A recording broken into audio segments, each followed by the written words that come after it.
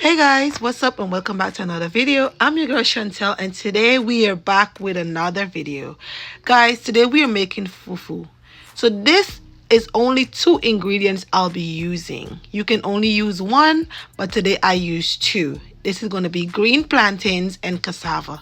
So I grate the plantains and the cassava together, then I blend it with a little bit of water until it comes to a smooth texture.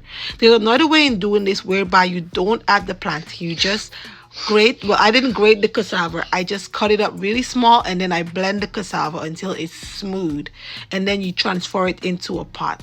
So this is me showing you how I combine the plantains and the cassava into my blender and blend it until it's smooth. Like back in Guyana, we use, I think they say plantain porridge, and then I think they grate the plantain on a different side of the blender.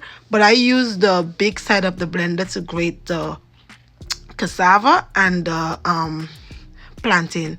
Now that it's done blending, I'll transfer it into my pot on low heat and then I'll stir it.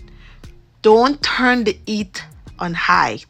Keep it on low, even though it's going to go a little slow, but you want to keep it on low because you don't want it to have lumps. You don't want to have a lump in your fufu. I thought it was a lot, so at first I was going to do it in two sections. Some people do it in the microwave, but I like to do it on the stove. So you just pour it into the pot, and the minute it hit the pot, you have to keep stirring it. The key to this is stir. If you stop stirring it, then it's going to get lumpy. It was getting very hard for me to stir, so I was calling Dominic to come and help me, but the fact that I leave it for a few seconds, it had a whole bunch of lumps. But anyways, I got it out because I had a different spoon and I got all the lumps out. So you see, I had to change spoon here because it's getting thicker. So the more you stir the fufu, the thicker it gets. So you want to stir it until all the stuff is coming off from the side of the pot. That's when you know it's done. And then if it's a little bit too stiff for you, you just just put a little bit of water and keep stirring. But the more you stir this fufu, it's like the harder. You have to have like real muscles.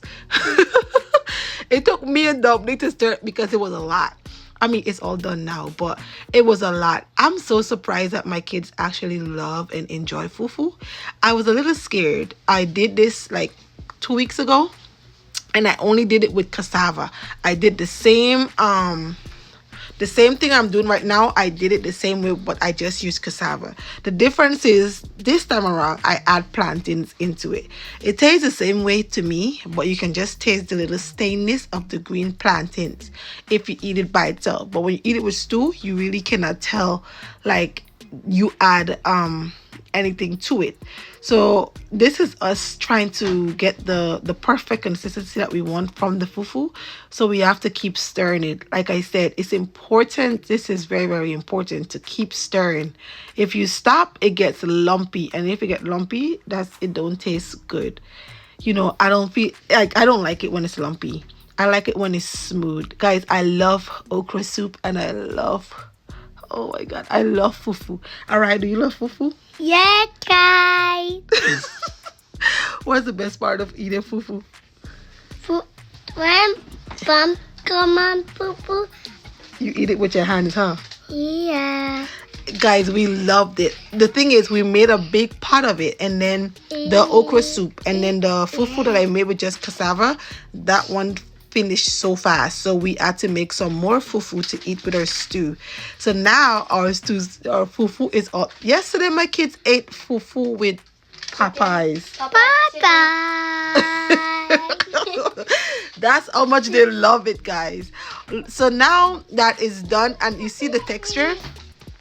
Now that it's done, we're going to transfer it to a plastic wrap. The plastic wrap keeps it moist and keep it from getting hard and getting white. So you can put this in your refrigerator. You don't have to use it all at once. You can put it in your refrigerator and keep it for a later date. My fufu lasts me like 5 days. So all you do in the same plastic, when you're ready to use it again, you just put it in the microwave and you press 30 seconds at a time, and then see, and just feel it. And as long as it's warm from the top to the bottom, then you know your fufu is ready to eat again. So that's what we're doing here, parceling it off, and then we're gonna set that aside because, like I said, you can't leave it in the pot because it's gonna get dry and hard. I don't even know the science in that, but just trust the process. I mean, you know. Anyway, so after we're done doing we were playing music and this guy was dancing. But after we were done with this, guys, come back for part two. Because part two, I will show you all my kids was going down on this fufu, guys. Oh my god. Like I said, we made a lot. The last time we didn't make this much, but this time around we made a lot because we wanted to have enough to finish the stew that we had in our freezer. And also I eat this with spinach or callaloo stew, whichever one you guys find. I know in Guyana they say callaloo, over here is spinach. I mix spinach with edo leaf, and then I we eat it like that with chicken, and it was just as delightful.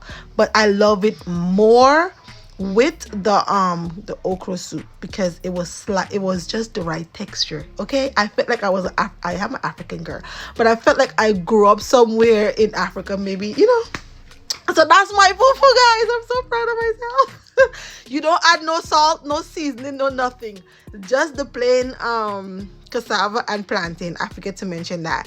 So this is my fufu and my okra soup. Come back for part two so I can show you guys all my kids was going on with this food, okay?